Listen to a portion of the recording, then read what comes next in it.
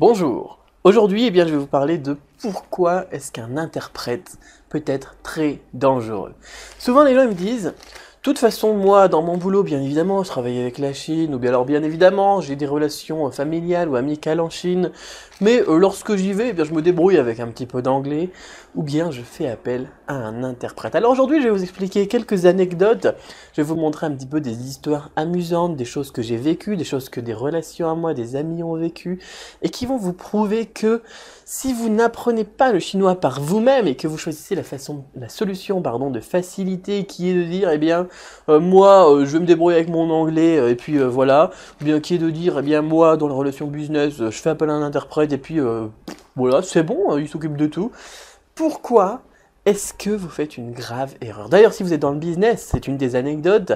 Est-ce que vous saviez que lorsque vous prenez un interprète et que vous le payez pour être votre interprète, vous avez par exemple une mission où vous allez payer 500 €, il se fait encore énormément d'argent sur votre dos.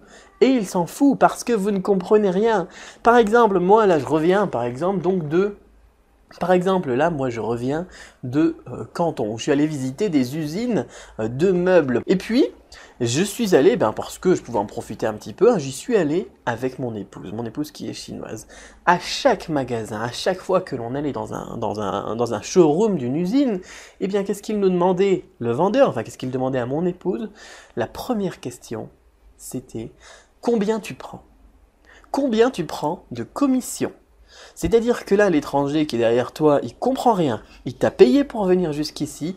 Et maintenant, combien est-ce que tu prends de com pour toi si on fait des affaires avec lui? C'est-à-dire que vous, en tant qu'étranger, vous êtes là en train de vous dire « Ah oui, j'ai fait une bonne affaire, le prix est très bas, etc. » Votre interprète, en plus, il vous dit « Ah oui, là, c'est vraiment une bonne affaire. » Et au final, il se fait 10%, 20%, 30%, 40% de votre chiffre sur votre dos. Voilà, ça c'est une des anecdotes vraiment terribles. Alors 40% c'est véridique, hein. Moi là par exemple j'en ai vu qui faisait 40%, c'est vraiment énorme. En règle générale c'est 10 à 20% de commission pour l'interprète. Mais ça peut aller très très loin si vous faites vraiment avoir. Et ça fait partie de la vie, ça fait partie du business. Tout le monde fait comme ça en Chine, vous pouvez pas vous dire « Ah non, moi mon interprète il est sérieux et tout ». Parce que la première question qui lui sera posée lorsqu'il arrivera à l'usine, ça sera « Combien tu prends ?»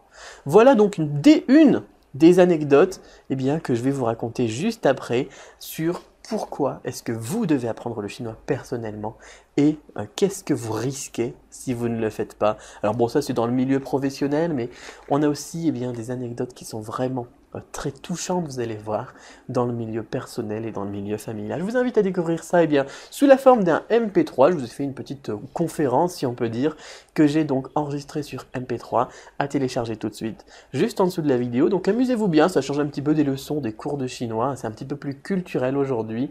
Et je vous dis à bientôt pour une prochaine vidéo. Donc à tout de suite de l'autre côté, bye bye.